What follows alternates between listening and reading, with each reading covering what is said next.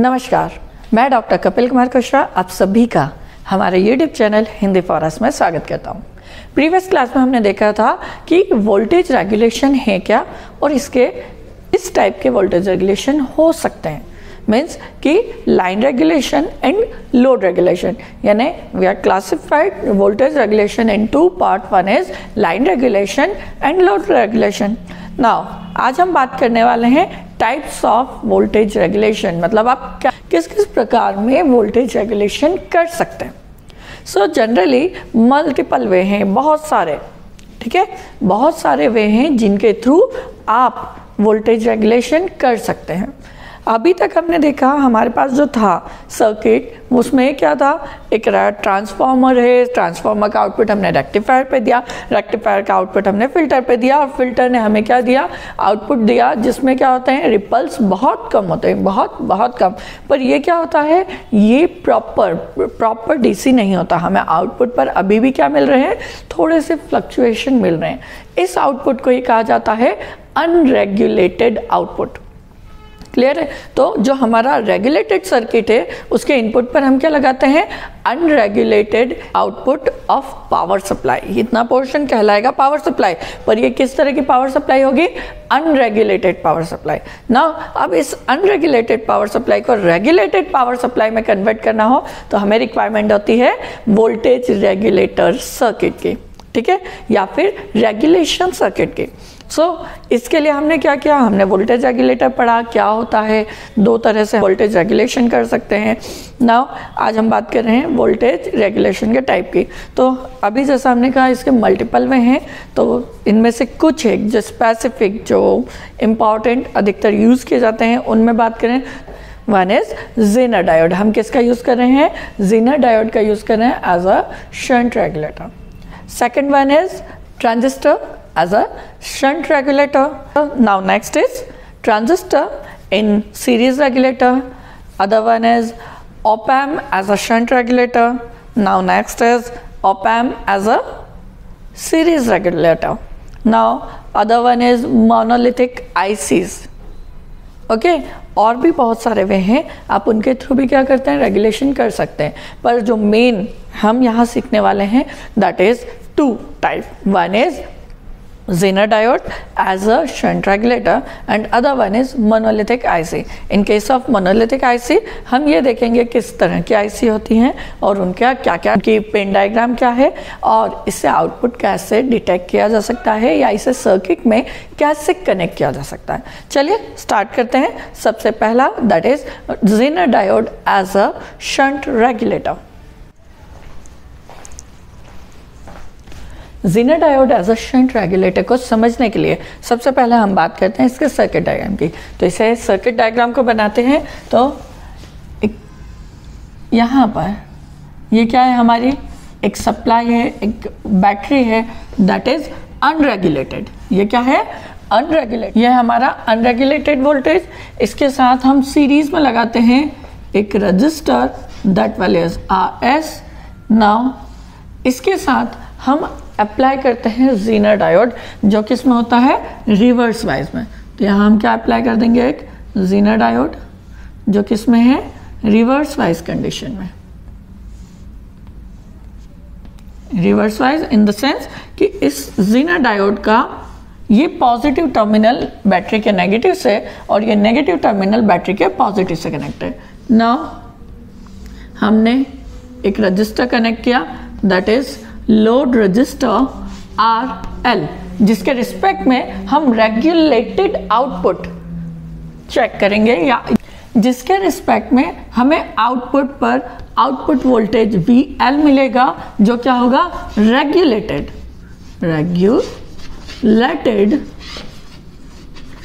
Voltage. ये क्या है, हमारा रेगुलेटेड वोल्टेज है। नाउ इस कंप्लीट इस पॉइंट से ये हमारा क्या हो गया, इनपुट वोल्टेज मान लीजिए ये क्या है, VS, जो क्या है, अनरेगुलेटेड वोल्टेज है। इस ब्रांच से या इस VS से फ्लो होने वाला करंट क्या हो गया, IS। RS क्या है, दैट इज इंटरनल रेजिस्टेंस। ये क्या है? सर्किट का इंटरनल रेजिस्टेंस है। इसे क्या कहा जा सकता है? It is a current control और करंट लिमिटर रजिस्टर, बिकॉज ये क्या कर रहा है? इस सर्किट में फ्लो होने वाले करंट को क्या करता है? लिमिट कर सकता है। दैट इज वाई इसे हम क्या कहते हैं बहुत सी बार? Current control register. Zener diode क्या है? रिवर्स बायस कंडीशन में लगा है और इसका जो वोल्टेज है दैट इज VZ, मतलब इसका जो वोल्टेज है, breakdown voltage, that is VZ। सो इसमें से फ्लो होने वाला करंट, इसे हमने कंसिडर किया दैट इज IZ, और इस RL से फ्लो होने वाला जो करंट है दैट इज IL। क्लियर है? सो ये तो क्या थे? हमारे नोटेशंस थे। RL जिसके रिस्पेक्ट में हम आउटपुट वोल्टेज कैलकुलेट करेंगे। तो सिंपली अगर हम इस सर्किट को देखें तो हम कुछ चीजें फाइंड कर सकते हैं, जैसे that IS, we know that किन्हीं भी दो पॉइंट के बीच अगर वोल्टेज डिफरेंस होता है तो क्या होगा? वहां पर करंट फ्लो होगा।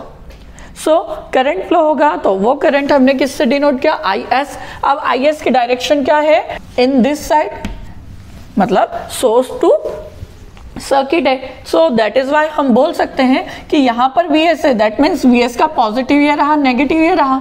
सेम एज VZ यहां है तो VZ यहां पर होगा और यहां होगा। क्लियर है? तो इन दोनों पॉइंट पर, इन दोनों पॉइंट का वोल्टेज डिफरेंस अपॉन रेजिस्टेंस वो क्या कहलाएगा? That is current IS। So we know that IS is equal to, IS क्या हो जाएगा?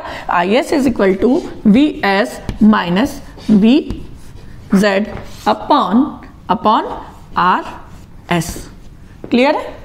यह हो जाएगा। अब यहां पर कंडीशन क्या आएगी? यहाँ कंडीशन ये आएगी कि ऑलवेज ये करंट की डायरेक्शन इस साइड होने के लिए ऑलवेज VS की वैल्यू VZ से क्या होनी चाहिए? ज़्यादा होनी चाहिए। यहाँ पर VS क्या है? VS is unregulated voltage and VZ is zener voltage. Clear है? नाउ अब आइडियल केस में ये ज़ीनर डायोड होता क्या है? आइडियल केस में ज़ीनर डायोड क्या करता है? ज़ीनर डायोड किसकी तरह करेगा? As a constant voltage source, और जितना वोल्टेज यहाँ होगा वही वोल्टेज हमें कहाँ मिलेगा? आउटपुट पर। दैट इज वाई VZ क्या हो जाएगा? VZ is equal to VL in ideal condition. But in practical condition इस ज़ीनर डायोड का कुछ ना कुछ रेजिस्टेंस होता है। अब कुछ ना कुछ रेजिस्टेंस अगर है तो इससे क्या होगा? करंट भी फ्लो होगा। दैट इज वाई अगर इस ज़ीनर डायोड का रेजिस्टेंस मान लीजिए क्या है? इस VL की वैल्यू क्या हो जाएगी? Output voltage VL is equal to VZ plus इस VL की वैल्यू, यानी यहां पर VL है तो ये VL, ये पॉइंट और ये पॉइंट के बीच कोई कनेक्टर है क्या? कोई भी कंपोनेंट नहीं है। दैट इज वाई अगर कोई भी कंपोनेंट नहीं है इसका मतलब ये दोनों पॉइंट क्या है? सेम है। सेम है, इन दोनों पॉइंट के बीच कोई कंपोनेंट है क्या? नहीं है। दैट मीन्स कि ये पॉइंट भी क्या है? सेम है। मतलब जितना वोल्टेज यहाँ होगा उतना ही वोल्टेज यहाँ होना चाहिए। पर हम क्या मान रहे हैं कि ज़ीनर डायोड का जो रेजिस्टेंस है दैट इज VR। सो ऐसे सिचुएशन में VL की वैल्यू क्या आ जाएगी? VL is equal to VZ plus IZ, इससे फ्लो होने वाला करंट IZ इंटू इसका रेजिस्टेंस RZ। अब अगर हम इस RZ को, क्योंकि it is very very low, RZ की वैल्यू क्या होती है? बहुत बहुत कम होती है। सो ऐसी सिचुएशन में ये वैल्यू को हम क्या कर सकते हैं? निगलेक्ट कर सकते हैं। और जब हम अगर इसे निगलेक्ट करते हैं तो VL किसके इक्वल हो जाएगा? VL is equal to VZ। That means कि प्रैक्टिकली भी हम क्या मान सकते हैं कि जितने भी वैल्यू का हम ज़ीनर यहाँ यूज़ कर रहे हैं उतना ही आउटपुट वोल्टेज हमें मिलेगा। क्लियर है? Now we know that what we know that VL को हम क्या पुट कर सकते हैं? VL is equal to RL into IL। Clear है? तो VL को हम क्या लिख दें? We know that what we know that VL is equal to IL RL। Clear है? सो यहाँ पर हम क्या फाइंड कर सकते हैं? VZ हमें पता है, IL की वैल्यू हम यहाँ से फाइंड कर सकते हैं। IL की वैल्यू कैसे फाइंड करेंगे? सो VL के प्लेस पर VL की वैल्यू पुट कर दें तो क्या हो जाएगा? It will be IL RL is equal to VZ। Clear है? So IL is equal to VZ upon RL। यहाँ से आप क्या कर सकते हैं? लोड करंट की वैल्यू भी फाइंड कर सकते हैं। क्लियर है? नाउ अब इस सर्किट को अगर हम देखें तो हमें पता है कि किसी भी according to KCL Kirchhoff's voltage law, Kirchhoff's voltage law के अकॉर्डिंग क्या है, किसी भी पॉइंट पर आने वाले किसी भी नोड और जंक्शन, ठीक है, किसी भी नोड या जंक्शन पर इनकमिंग करंट और उससे आउटगोइंग करंट की जो वैल्यू या आउटगोइंग करंट का जो अलजेब्रिक सम होता है वो क्या होता है, 0 होता है। तो यहाँ पर इस नोड पर अगर हम देखें तो इस नोड पर इनकमिंग करंट क्या है, दैट इज IS, और आउटगोइंग करंट क्या है, that is IL and IZ। So we know that what we know that IS is equal to क्या हो जाएगा, IS is equal to IZ plus IL। Clear है। सो यहाँ से आप वैल्यू निकाल सकते हैं, आपको जिसकी भी वैल्यू निकालनी हो, IL की अगर निकालनी हो तो डायरेक्ट IL निकाल सकते हैं, IL is equal to IS minus IZ। अगर IZ अननोन है तो IZ is equal to IS minus IL। अगर IL वहाँ से निकाल चुके हैं तो क्या हो जाएगा, IZ is equal to IS minus IL। Clear है। सो यहाँ से आप क्या निकाल सकते हैं, जेनर के से फ्लो होने वाले करंट के वैल्यू को भी फाइंड कर सकते हैं। तो ये तो कुछ टर्म्स थे जो हमने वाया सर्किट फाइंड किए, कुछ फॉर्मूले, कुछ टर्म्स। नाउ अब हम बात करते हैं working of this Zener shunt regulator. अब आप में से बहुत सौ को डाउट होगा कि इससे हम शंट रेगुलेटर क्यों कहते हैं। जब भी किसी सर्किट में हम किसी कंपोनेंट को पैरेलली कनेक्ट करते हैं तो उसे शंट कनेक्शन कहा जाता है, और यहाँ जेनर डायोड क्या है, शंट फॉर्म में या पैरेलली कनेक्ट है, that is why it is also known as shunt regulator. Clear है। सो आई होप आपको ये सब टर्म्स क्लियर होंगी। अब हम बात करते हैं जेनर डायोड के वर्किंग के, यानी zener diode shunt regulator actually work कैसे करता है। नाउ अब हम बात करते हैं working of zener diode as a shunt regulator और zener diode shunt regulator. Clear है। सो हमें पता है कि जब भी हम वोल्टेज रेगुलेशन की बात करें तो दो टाइप से रेगुलेशन हो सकता है, या दो तरह से हमने उसे क्लासिफाई किया हुआ है। One is line regulation, second one is load regulation. Clear है। तो हम बात करते हैं सबसे पहले टाइप की, दैट इज लाइन रेगुलेशन। तो लाइन रेगुलेशन के लिए हमारे सर्किट से हमें बस इस लाइन रेगुलेशन के केस में हमारा सर्किट जो होगा उसमें वोल्टेज, इनपुट वोल्टेज क्या होगा, वैरी होगा। So it is line regulation. Clear, that is our line regulation. अब हमें पता है लाइन रेगुलेशन में क्या होता है, हमारा इनपुट जो VS है वो क्या होता है, वैरी होता है। अब हमें पता है कि अगर हमारा इनपुट वैरी करता है तो क्या होगा, अगर इनपुट वोल्टेज वैरी कर रहा है तो IS की वैल्यू भी क्या होगी, वैरी होगी। और IS की वैल्यू वैरी होगी मतलब यहाँ से फ्लो होने वाला करंट अगर वैरी हो रहा है, इसका मतलब ये करंट भी क्या होंगे, IL और IZ भी क्या होंगे, वैरी होंगे। क्लियर है। सो यहाँ पर हमें एक्चुअली आउटपुट पर क्या चाहिए, VL कांस्टेंट चाहिए। अगर हमें VL कांस्टेंट चाहिए दैट मीन्स IL और RL की वैल्यू क्या होनी चाहिए, कांस्टेंट। RL तो क्या है, कांस्टेंट ही है, RL is a constant, but IL की वैल्यू भी क्या चाहिए, हमें कांस्टेंट चाहिए। सो इस सिचुएशन में जब VS की वैल्यू क्या होती है, इंक्रीज होती है। जब VS क्या कर रहा है, बढ़ रहा है। ऐसी सिचुएशन में हमें पता है कि I की वैल्यू बढ़ती है। I की वैल्यू बढ़ने से जब ये करंट इस जेनर डायोड पर पहुंचता है, ठीक है, इस जंक्शन पर पहुंचता है, तो हमें वोल्टेज रेगुलेटर के लिए क्या चाहिए, VL कांस्टेंट चाहिए होता है। दैट इज व्हाई इसमें से जितना भी VL कांस्टेंट करने के लिए हमें IL कांस्टेंट चाहिए। तो IL कांस्टेंट करने के लिए हमें पता है IS इज इक्वल टू क्या होता है, IS is equal to IZ plus IL। अब ये वैल्यू क्या हो रही है, बढ़ रही है, पर हमें इसे क्या रखना है, कांस्टेंट रखना है। ठीक है, इसे अगर मुझे क्या करना है, कांस्टेंट रखना है, तो जितना भी फैक्टर जितने से भी इंक्रीज होगा तो मैं किस में इंक्रीज हो सकता है, वो IZ में। मतलब जितना भी IS में इंक्रीमेंट होता है वो सारा इंक्रीमेंट किस में चला जाता है, जेनर में। दैट इज वाई हमें IL क्या है, कांस्टेंट मिलता है। क्लियर। IL अगर कांस्टेंट मिलेगा तो RL के साथ जब प्रोडक्ट होगा तो हमें आउटपुट वोल्टेज भी क्या मिलेगा, कांस्टेंट। क्लियर है। सो यहाँ पर जब भी Vs में क्या होगा, इंक्रीमेंट होगा, तो हमारा Vs में इंक्रीमेंट होने से जितना भी करंट इंक्रीमेंट होता है वो करंट IZ के थ्रू क्या हो जाता है, पास हो जाता है, और हमें आउटपुट पर IL कांस्टेंट मिलता है, जिससे कि RL पर हमें आउटपुट वोल्टेज कांस्टेंट मिलता है ना। अब सिचुएशन क्या होती है, जब IS बढ़ता है तो इस RS के अक्रॉस वोल्टेज ड्रॉप भी क्या होता है, बढ़ता है, जिसके कारण यहाँ पर आने वाला करंट थोड़ा और कम हो जाता है। तो IZ से वो करंट क्या हो जाएगा, फ्लो हो जाएगा, और हमें आउटपुट पर क्या मिलेगा, आउटपुट पर कांस्टेंट करंट मिलेगा, जिससे हमें आउटपुट कांस्टेंट मिलेगा। Now a second term that is Vs क्या हो, डिक्रीज हो। अगर Vs डिक्रीज होगा तो RS से के अक्रॉस जो वोल्टेज ड्रॉप होगा वो भी क्या हो जाएगा, कम हो जाएगा। RS के अक्रॉस वोल्टेज ड्रॉप कम होगा तो अब जो करंट यहाँ पहुंचेगा, अब यहाँ पर केस क्या है, इसकी वैल्यू क्या हो गई है, कम हो गई है, ठीक है।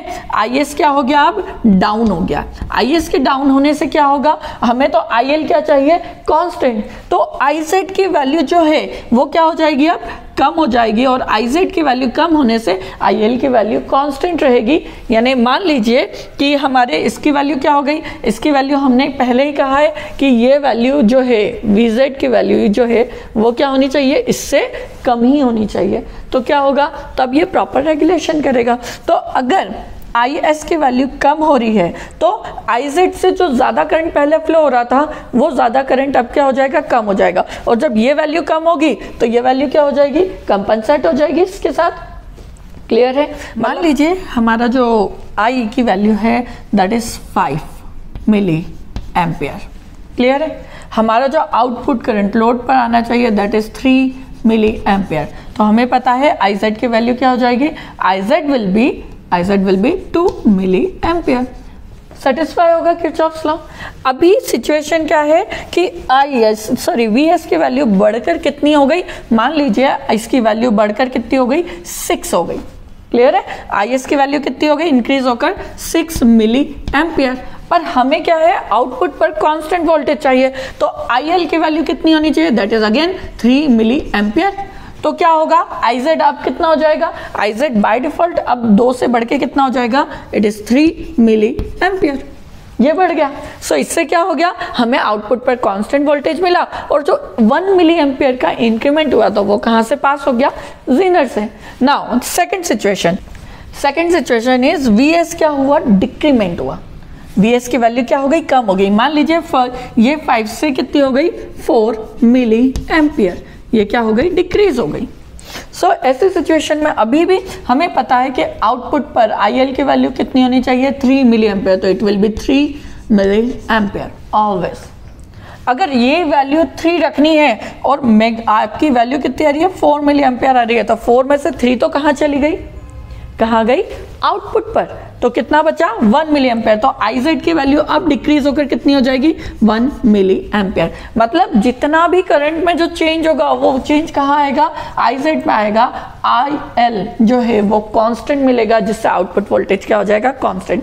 तो ये क्या है, इस तरह से लाइन रेगुलेशन के केस में हमारा zener diode as a shunt regulator work करता है।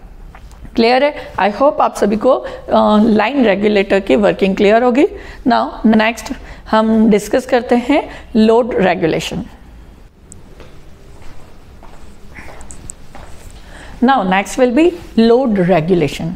लोड रेगुलेशन के केस में क्या होगा, ये हमारा क्या है, वोल्टेज है V, दैट इज Vs जो है ये क्या है, कांस्टेंट। हम क्या कंसिडर करें, it is a fix voltage. ठीक है, ये फिक्स वोल्टेज है। तो ऐसे सिचुएशन में हमारा लोड जो है वो क्या होता है, वेरिएबल होता है। लोड वेरिएबल है, दैट मीन्स RL की वैल्यू इंक्रीज हो सकती है और डिक्रीज हो सकती है। नाउ वी नो दैट अगर RL की वैल्यू इंक्रीज होती है तो IL की वैल्यू क्या होगी, डिक्रीज होगी, और अगर RL की वैल्यू डिक्रीज होती है तो IL की वैल्यू क्या होगी, इंक्रीज होगी। तो इसी के इंक्रीज और डिक्रीज होने के रिस्पेक्ट में हमारा VL क्या होगा, कांस्टेंट होगा। दैट मीन्स कि मान लीजिए कि जब RL की वैल्यू हमने क्या करी है, बढ़ाई है, RL की वैल्यू बढ़ाने पर, RL की वैल्यू इंक्रीज करने से क्या हुआ, IL की वैल्यू कम हो जाती है। IL की वैल्यू कम होने से IZ की वैल्यू बढ़ जाती है, क्योंकि यहाँ से आने वाला करंट तो क्या है, कांस्टेंट है, फिक्स है। इस करंट की वैल्यू फिक्स होने से अब यहाँ पर जो करंट है IL क्या हो गया, IL की वैल्यू कम हो गई। IL की वैल्यू कम होने से IZ की वैल्यू क्या हो जाएगी, बढ़ जाएगी। सिंपल सा फैक्टर है, हमें पता है IS is equal to IZ plus IL। हमने RL बढ़ाया तो IL क्या हो गया, IL will be down. IL कम हुआ, अब ये वैल्यू तो क्या है, फिक्स है, तो अगर ये कम हुआ तो बाय डिफॉल्ट ये वैल्यू बढ़ेगी, तभी क्या होगा, ये कंपनसेट इक्वल होगा। क्लियर है। नाउ अब अगर सेकेंड सिचुएशन की RL की वैल्यू क्या हो, RL की वैल्यू कम हो, जब RL की वैल्यू क्या होगी, कम होगी, ऐसी सिचुएशन में हमें पता है अगर रेजिस्टेंस कम होता है तो IL, क्लियर है, IL यानी करंट की वैल्यू क्या होगी, बढ़ेगी। तो यहाँ करंट की वैल्यू क्या हो जाती है, इंक्रीज हो जाती है।